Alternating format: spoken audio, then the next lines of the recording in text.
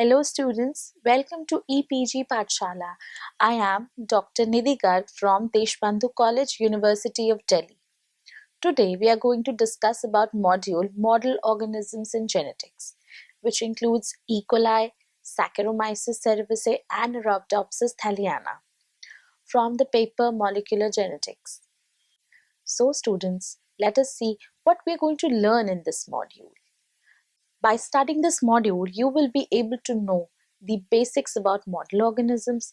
Secondly, you will be able to understand the significance of studying these model organisms.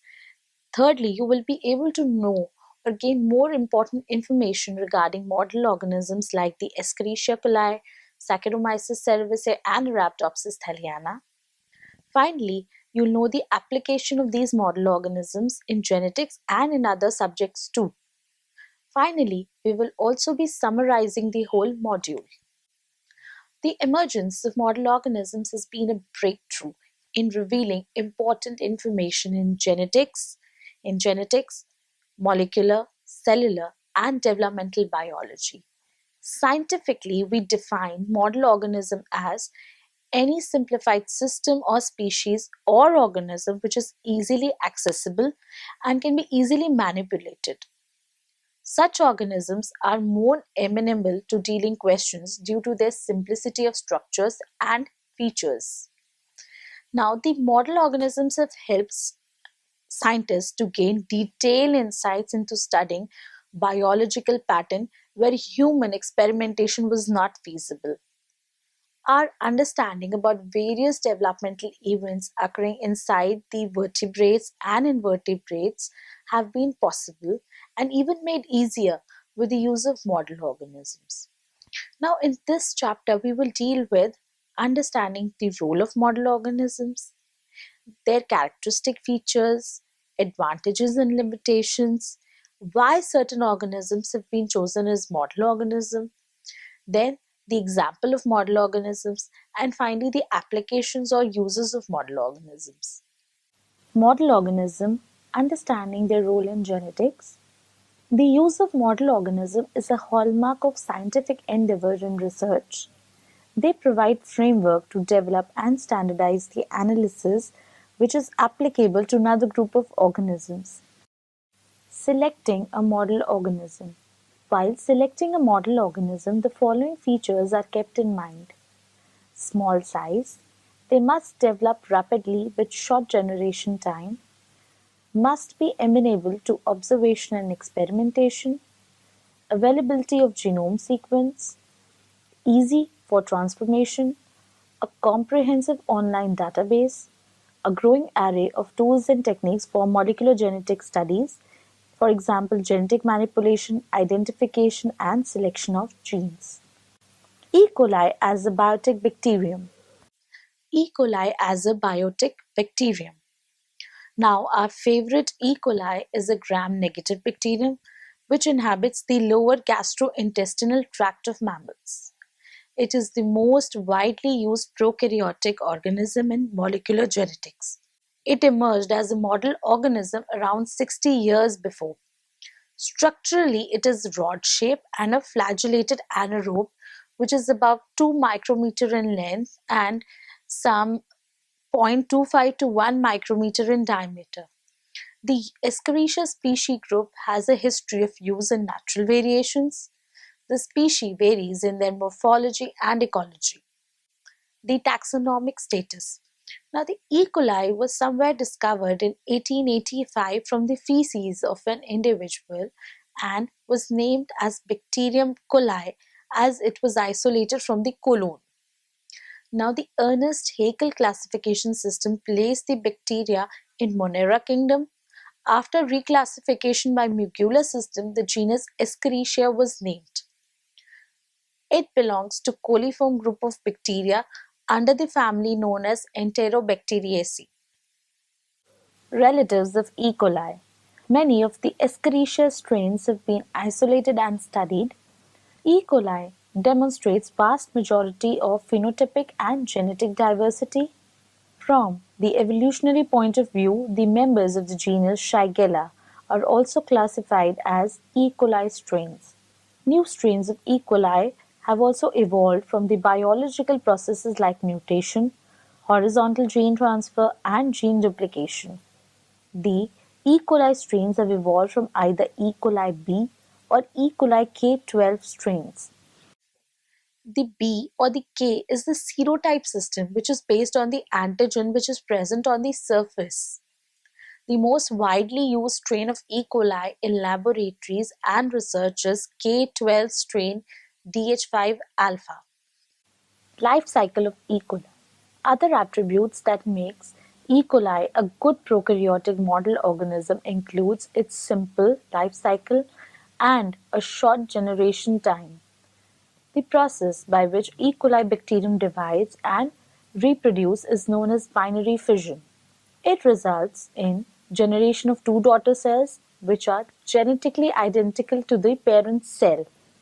E. coli is able to grow and reproduce very rapidly, doubling its population every 20 minutes.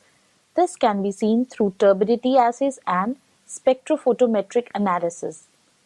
This feature is useful in laboratory experiments where data generation is a rate limiting step due to larger generation time of another organisms. E. coli can be easily grown overnight.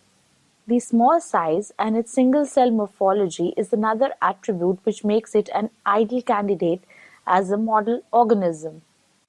As the size of E. coli is small, billions of cells can be easily grown in a conical flask, therefore allowing many experiments to be carried out. Most importantly, E. coli can be easily genetically manipulated, which makes it a favorite choice of model organism to be used in science till date.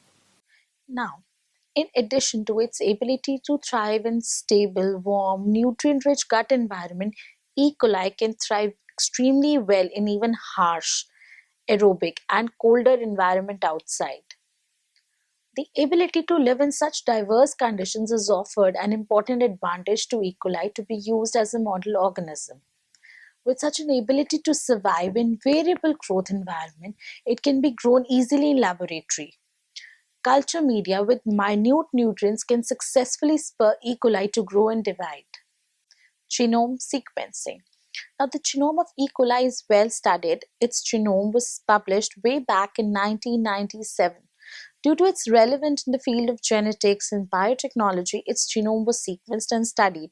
Because so many E. coli strains have had their genome sequenced, therefore, a comparative genomic analysis of genes of different E. coli strains can be easily done. Now, why do we do a comparative analysis?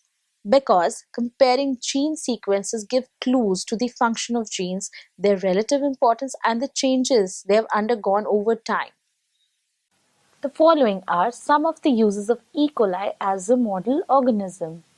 It is greatly used in genetic manipulation, in genome sequencing, and in genetics. Genetic manipulations. E. coli is a preferred host for gene cloning. The breakthrough in the field of biotechnology was seen when Cohen and Stanley genetically manipulated E. coli and developed the use of restriction enzymes to create recombinant DNA. With the ease of manipulations, it is also used as an intelligent host for the production of heterologous proteins. It involves the use of a plasmid to introduce foreign genes into the microbe. Once standardized, the protein production can be enhanced in large scale in a fermenter, a very good example of which is the production of human insulin. Genetics.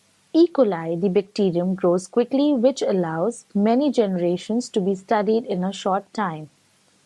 Such a characteristic is helpful while conducting genetic experiments, which demands the study of single bacterial cell from billions of cells. The use of bacterium is still a primary resource in laboratories.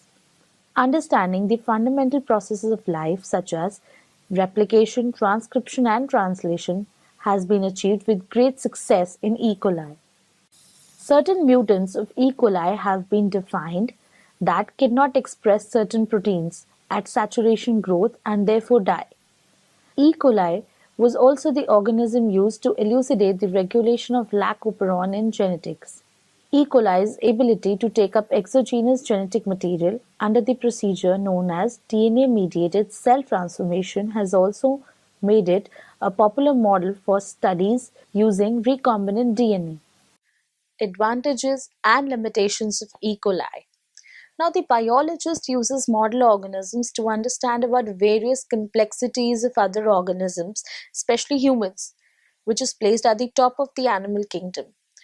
E. coli is a relatively simple rod-shaped bacterium which serves numerous advantages as a model organism.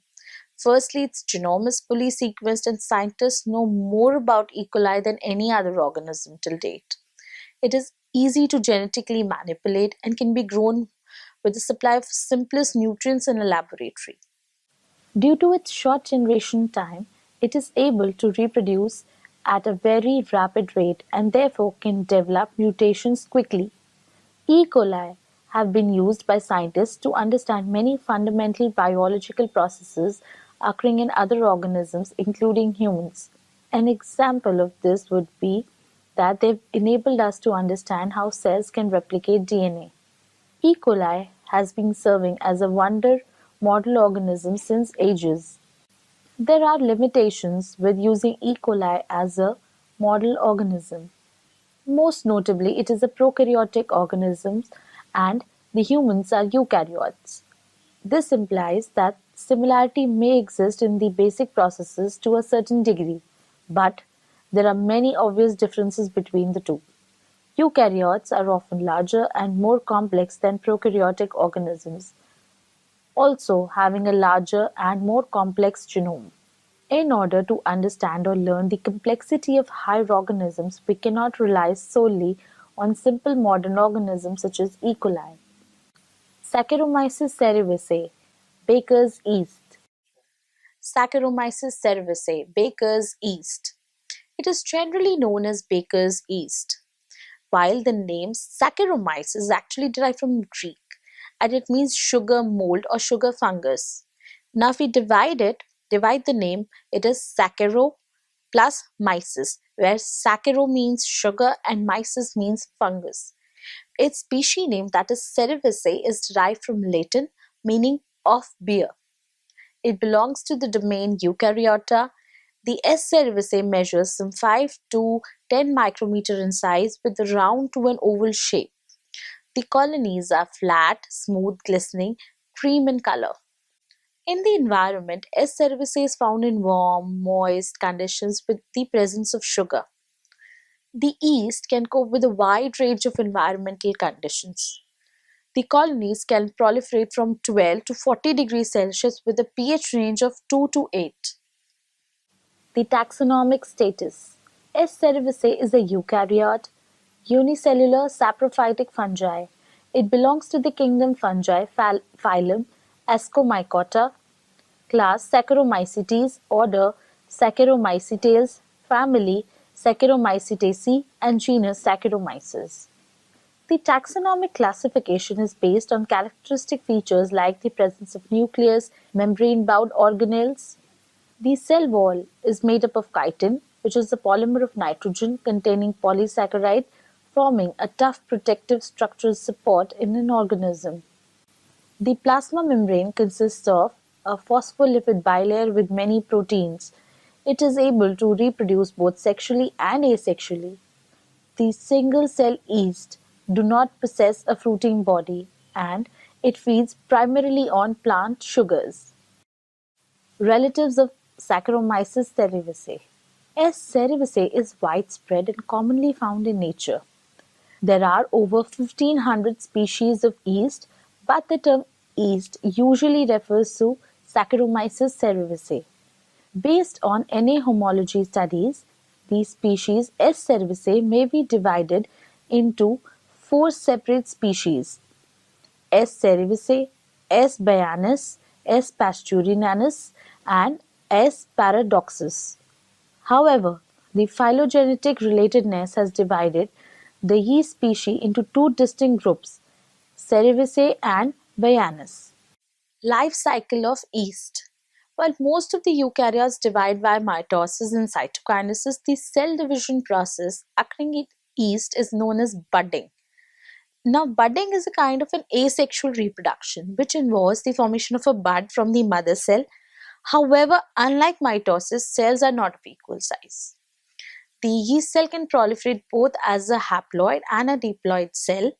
The two haploid cells they mate to form a bigger cell known as the zygote, which is also diploid, and then it buds off. Now, the diploid cell contains each of the two chromosomes. Each pair is called the homologous chromosome. Now, a diploid cell can either grow by budding or can undergo a round of meiosis, yielding four haploid cells called the ascus. Yeast as a model organism. S. cerevisiae is one of the simplest eukaryotic organisms commonly used in bread making industry. It is a model organism used in laboratories all over the world. Yeast serve as a premier model in eukaryotic biology due to its remarkable contribution in the field of functional genomics and system biology. Yeast and humans share significant similarity in various fundamental pathways including cell cycle, protein folding, cell metabolism, etc. Easy to grow. One of the advantages of using yeast cells in laboratories is that they grow quickly with their dividing time being about 90 minutes. It is easy to grow, requiring only simple media, technique and instrumentation for proliferation. S. cerevisiae was the first eukaryote whose complete genome was sequenced. Therefore, the sequence of all its genes are publicly available. It is also a non-pathogenic organism and can be easily propagated and cultured in laboratory. Genome sequencing. The complete genome sequence of Saccharomyces cerevisiae was published in 1996. Its genome size is around 121,57105 base pair in length with approximately 5800 genes. Due to availability of its genome data, it can be easily genetically manipulated. Being an eukaryote, the yeast cells share many basic biological properties with human cells. It is estimated that nearby 20% human genes having a role in diseases have counterparts in yeast. The genes with similarities in yeast and humans are MSH2 and MLH1, involved in hereditary non-polyposis colon cancer in humans. Due to such percent similarity, the research has made the study in human cells comparatively easier with the help of using yeast as a model system. Genetic manipulation in yeast. Now, genetic manipulation of yeast is quite feasible. An important contribution of model yeast was the study of biochemical function of gene products by facilitating the introduction of mutations in and out of yeast genome. Various drugs can also be tested on yeast cells containing muted human genes to check if the drug restores normal function. Maximum S. cerevisiae vectors are the shuttle vectors. Shuttle vectors are generally plasmids capable of propagation in two different species, such as both in E. coli and S. cerevisiae. The shuttle vectors are beneficial in the sense that they allow cloning of the gene of interest, such as a green fluorescent protein from jellyfish in E. coli, which can be subsequently introduced in the yeast, causing them to glow. Using the yeast integrative plasmids, foreign DNA can be introduced into the yeast genome through homologous recombination. This has facilitated gene swapping or knockouts in yeast. Cell biology. The most significant use of yeast in laboratories has been in gaining knowledge about the cellular processes like cell division and cell death.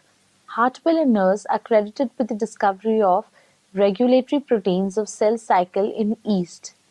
The protein cyclin and cyclin-dependent kinase were identified as main regulators of cell division by tracking a change in their relative concentration through interphase and mitosis. These proteins are highly conserved, therefore their study in yeast is important for understanding their functions performed by cyclin-dependent kinases in multicellular organisms like the dysregulation of cell cycle which causes cancer. Blackburn, Grider, and Szostak made noteworthy studies in understanding telomeres and also discovered telomerases. S. cerevisiae, one of the simplest eukaryotic model organisms, is known to share many characteristics with higher cells. Many cell division genes, which are critical for the development of cancer, has been studied in yeast. Now, another interesting aspect of using yeast in research is because of its ability to use homologous recombination. Yeast uses the process of homologous recombination for majorly two things. First, to repair damaged DNA. Second, to segregate homologous chromosomes during meiosis. Such an application is also useful in genetic mapping. Advantages of using yeast as a model organism. Yeast carry out fermentation of grapes for making wine and of wheat flour for making bread. It was Louis Pasteur who, in 1856, identified S. cerevisiae as the wine-making and bread-baking microbe. The proteins that regulate the cell cycle were discovered in yeast. They are important for understanding the role of CDKs in cell division. Yeast are used for the expression and purification of proteins in large quantities. An example of this is the production of cystic fibrosis transmembrane conductance regulatory protein. In 1992, Oshumi et al. Found genes that regulate autophagy in yeast. Autophagy is an important cellular process which protects a cell against invading pathogens and tumor growth. Yeast can also be used for studying mitophagy, where damaged mitochondria are removed by autophagosomes. These processes have implications in diseases like Alzheimer's and Parkinson's. Yeast is the model organism for studying the genetics of human DNA repair proteins. The DNA repair proteins are important for the detection and repair of damaged DNA for preventing proliferation of cells carrying a defective genome, like the cancer cells. Limitations of yeast as a model organism. Now, altogether, we have talked about the various positivities of yeast as a model organism, but yes, there are certain limitations too. First, being that yeast is small in size, therefore, it is not a professional secretory cell. Secondly, yeast being unicellular, it has no brain. Thirdly, many cell surface proteins are quite different from the high eukaryotes, which limits its application in certain areas. Arabidopsis thaliana. Arabidopsis is an angiosperm, that is, it is a flowering plant. It has been the organism of choice by many researchers due to its extensive contribution in the field of plant physiology, biochemistry, developmental biology, and genetics. Now, A. thaliana is an annual plant. It is dicotyledonous, which is about 20 to 25 centimeter tall. The leaves of the plant are found in the base as well as on the stem and are covered with trichome. The seeds are small, oval in shape, and can be germinated easily. The plant is cosmopolitan, native to Europe and mild Asia. A. thaliana grows in rocky, sandy, and calcareous soils. It grows luxuriantly in temperate regions of the world. Due to its widespread distribution in agricultural field, it is generally considered a weed. Taxonomic status.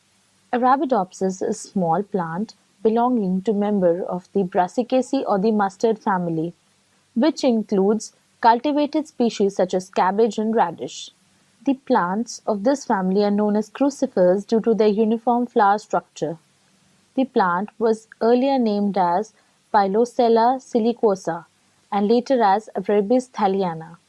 In 1842, a German botanist found and placed the plant in the new genus Arabidopsis.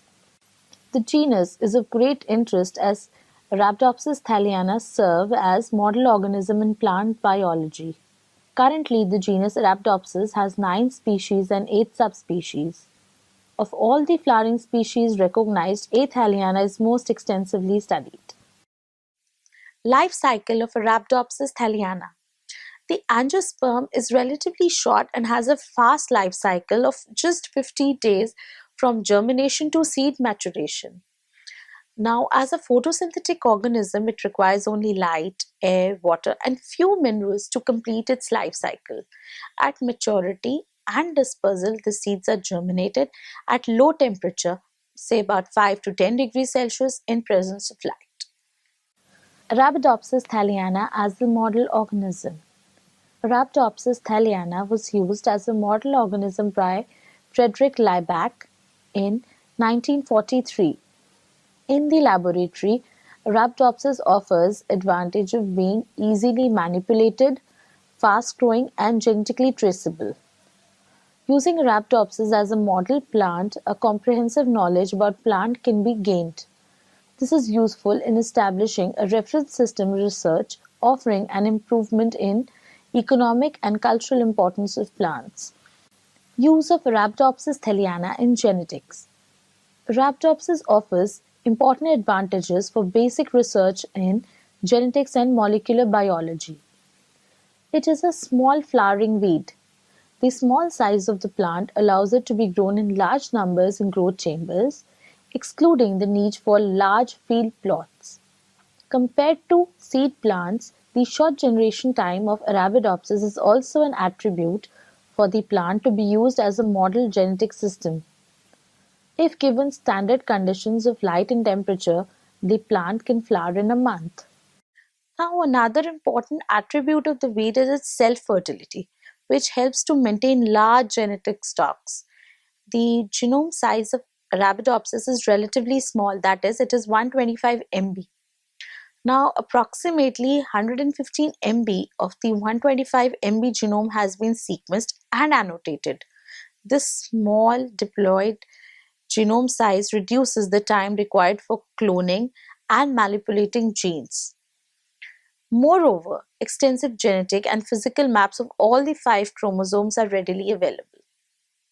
Use of Arabidopsis thaliana in epigenetics. Arabidopsis is extensively used in epigenetics research. The area involves mutations associated with chemical modifications of DNA, and such mutations are chromosomally inherited. Epigenetic modifications involve the interaction of plants with the environment that affect their gene expressions. Flowering is controlled by a set of genes under environmental influence. Such environmental signals were observed in Arabidopsis thaliana, where the regulation of flowering time is in response to long periods of cold temperature. Different genotypes of this species behave differently, acting as repressor or activators of flowering. So, students, let us summarize what we have learned in this module. Firstly, the E. coli is a preferred host for gene cloning due to its high efficiency of introduction of DNA molecules into its cell. It is also the preferred host for protein production due to its rapid growth and ability to express proteins at very high levels.